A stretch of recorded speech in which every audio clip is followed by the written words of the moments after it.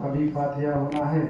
आपने बहुत बहुत अच्छी नातो मनकबत भी सुनी होगी, मैं तो लेट आया था,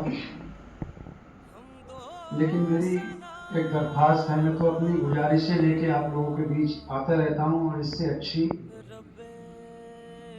जगह कहीं नहीं मिलेगी जहाँ पर हम अपनी और अपने कौम के बारे में, अपने हालात के बारे में चर्चा करें, क्योंकि ये हमारी इबादत गाह है, आप जगह है, यहाँ पर हमारा और आपकी नीयत, नज़रिया, जिस्म सब पाक है, ज़ुबान पाक है। तो मैं 2-3 गुजारिश करूँगा। ये गुजारिश वो है जो आज मुआशरे में ज़रूरत है। हम दौरे हाजरा के हिसाब से तरक्की तो कर रहे हैं, बदलाव तो कर रहे हैं, लेकिन जिस स्पीड के साथ चलना चाहिए, जिस दौर के साथ चलना चाहिए, उस दौर के हिसाब से, उस स्पीड के हिसाब से हमारी रफ्तार कम है। चाहे तालीम में हो, चाहे नौकरियों में हो, चाहे कारोबार में हो, या तो हमारे तरीके ठीक नहीं है या हमारे अंदर सुस्ती है। तो हमें अपने अंदर की हरारत, सुस्ती को और तरीकों को नज़र रखते हुए इस स्पीड से आगे बढ़ना है, जैसे कि खुदा फरमाता है कि सुबह होते ही रोजी की तलाश में ऐसे फैल जाओ जैसे कि रूए जमीन पर सूरज की किरणें फैलती हो। अब हमारा परवरदिगार सूरज की किरणों की तरफ फैलने का हमको हुक्म देता है, लेकिन अफसोस हम रोजी की तलाश में अपने बस्ती में भी नहीं फैल पाते, अपने शहर में भी नहीं फैल पाते, बल्कि इस तरह बैठे रहते हैं कि कोई आए गैब से जादू करे, ताबीज दे दे और हम रातों रात दौलतमंद हो जाएं, रातों रात हमारी तकदीर बदल जाए, सोने का सिंहासन मिल जाए। ना किसी और पे नहीं कह रहा हूँ, मैं अपने पर कह रहा हूँ, क्योंकि मैं भी तो आप में से ही हूँ, आपसे अलग थोड़ी हूँ। तो हमें अपने अंदर बदलाव लाना चाहिए, और बदलाव तभी आएगा जब इस बदलाव के लिए हम गुफ्तगू करेंगे, चर्चा करेंगे, बातचीत करेंगे, एक दूसरे से राब्ता करेंगे। क्योंकि जब तक हम सोच नहीं बदलेंगे, किसी माइनस या प्लस वाली पॉइंट पे बात नहीं करेंगे, तब तक बदलाव नहीं आएगा। जैसे ये बच्चे बैठे हैं, हमारे बच्चों जरा हाथ उठाओ, मदरसे में कितने लोग पढ़ते हो? केवल मदरसे वाले, स्कूल वाले नहीं। तो तुम लोग जो मदरसे में पढ़ते हो, तुम्हारे मदरसों में हिंदी और इंग्लिश भी पढ़ाई जाती है? हिंदी इंग्लिश किस किस के में पढ़ाई जाती है? वो हाथ ऊपर रखें, बाकी नीचे कर लो। देखो 2 बच्चे बचे जिसमें हिंदी और इंग्लिश भी पढ़ाई जाती है। अब हदीस है कि हमें इल्म हासिल करने के लिए चाहे चीन क्यों ना जाना पड़े।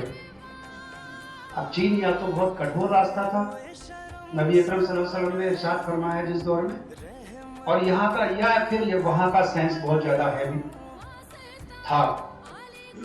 तो हमको हुक्म ये नहीं है कि हम केवल कुरान पढ़े, केवल हदीस पढ़े, केवल उर्दू पढ़े, केवल अरबी पढ़े, इसका तो जिक्र ही नहीं है। खुदा तो कहता है कि रोजा रखो, कुरान पढ़ो, सदका दो, ये तो फर्ज है।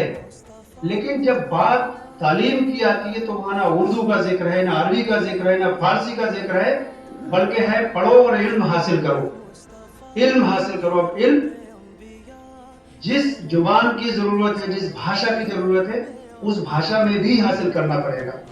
ये तो हमारा दीनी मामला हो गया, हम कुरान पढ़े, उर्दू अरबी पढ़े, लेकिन दुनिया में तरक्की कैसे हासिल होगी? अब लोग चाहते हैं कि आखिरत में एकदम हमारी तकदीर बदल जाएगी। मैं दावे के साथ कहता हूं कि जिनकी दुनिया अच्छी होगी उन्हीं की आखिरत अच्छी होगी।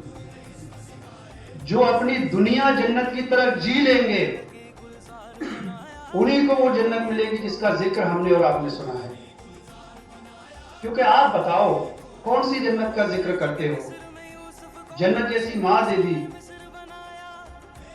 एक बेहतरीन सिंहासन जैसा बाप दे दिया, बाजुओं जैसे भाई दे दिए, कौन सी जन्नत की बात करते हो? यही तो जन्नत है। अब जो खुदा ने हमें अशरफुल मखलूकात का दर्जा देने के बाद जन्नत का जिक्र करा, उसको हम भूलकर उस जन्नत का जिक्र कर रहे हैं जिसको केवल सुना है, देखा नहीं है। वो जन्नत है, लेकिन उन्हीं के लिए है کہ جو اس زندگی کو جنت جیسا بنا لیں گے. اور یہ زندگی جنت جیسی جب بنے گی جب آپ تعلیم حاصل کرو گے, ترقی کرو گے, ماں باپ کا ادب و احترام کرو گے, آپ کے شر سے, آپ کی شرارت سے آپ کا پڑوسی خلاف نہ ہو, آپ کا بھائی ناراض نہ ہو, آپ کے عزیز و اقارب رشتہ دار خلاف نہ ہو.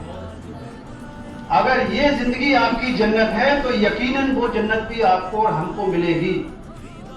اور اگر اس زندگی کی جنت کو بھول کر ہم افراتفری کی زندگی گزار رہے ہیں تو پھر بڑے افسوس کے ساتھ کہنا پڑ رہا ہے کہ پھر ہم اس جنت کے بھی خواب دیکھنا بند کر دیں. کیونکہ وہ جنت جنتیوں کے لیے ہے, اور جنتی وہ ہے جو یہاں جنت جیسی زندگی گزارے گا. کیونکہ یہ ہمارا ایگزام ہے.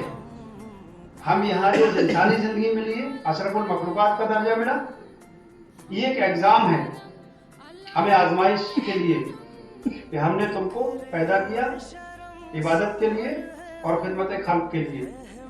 اب ہم لوگ اپنے ہاتھ دل پر رکھ کے دیکھیں کہ ہم کتنی عبادت کرتے ہیں اور کتنی خدمت خلق کرتے ہیں. تو ہمیں بدلاؤ لانا پڑے گا. ہمیں بہت ساری چیزیں ہیں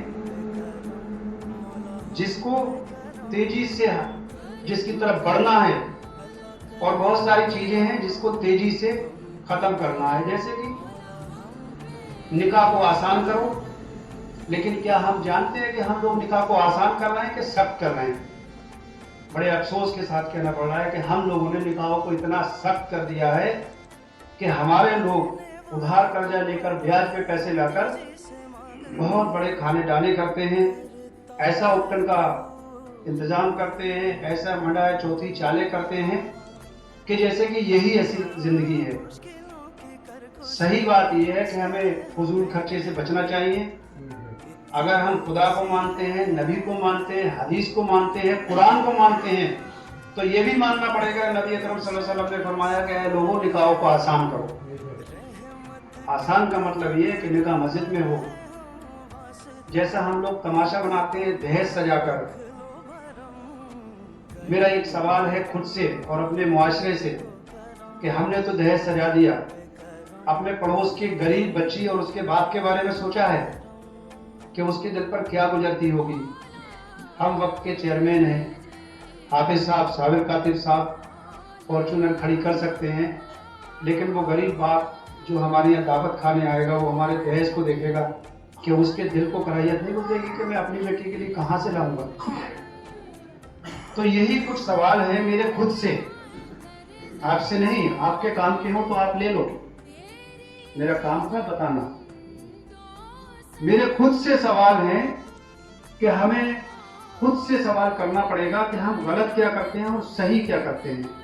اگر صحیح کر رہے ہیں تو اس کی طرف اور لپکیں, اور اگر غلط کر رہے ہیں تو اس کی اسپیڈ گھٹا لیں اور اس کو ختم کر دیں. نکاح کو آسان کریں. دہیج سجا کر, دہیج کا تو لفظ ہی خراب ہے, تحفہ ہے. ہم نے ابھی اپنے حاجی جی کو عید کا تحفہ دیا ہے. کوئی قرآن شریف کی کوئی ہدیہ یا کوئی قیمت تھوڑی ادا کر سکتا. قرآن تو ہدایت کی کتاب ہے, جس پہاڑ پہ اتر جائے تو وہ پہاڑ ویسا لے جاؤ گے. اس کی قیمت کون دے سکتا ہے, کون لے سکتا ہے؟ کوئی نہیں. ہم نے عید کا تحفہ دیا.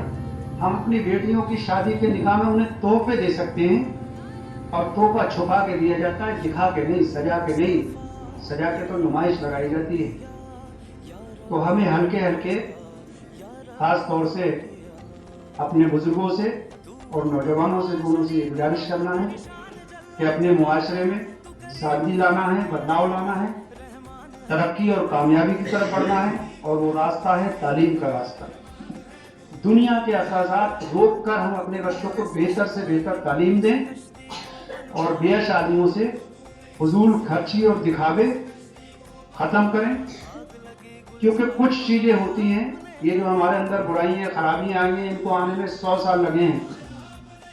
اور اگر ان کو ہم آج ہی جتنے لوگ بیٹھے ہیں ختم کرنے کا ارادہ کر لیں اپنے دل سے, تو اس میں بھی 10-20 سال لگیں گے. تو اچھے کام کے لیے آج ہی ارادہ کر لیں. میرا کام تھا, جو میرے خود سے سوال تھے آپ تک پہنچانا. اب آپ کا کام ہے کہ اس میں سے کون کون سی باتوں کو اپنانا ہے, کون کون سی باتوں کو رد کرنا ہے, پھینکنا ہے. جزاک اللہ، شکریہ، آپ نے میری بات کو سنا۔ السلام علیکم۔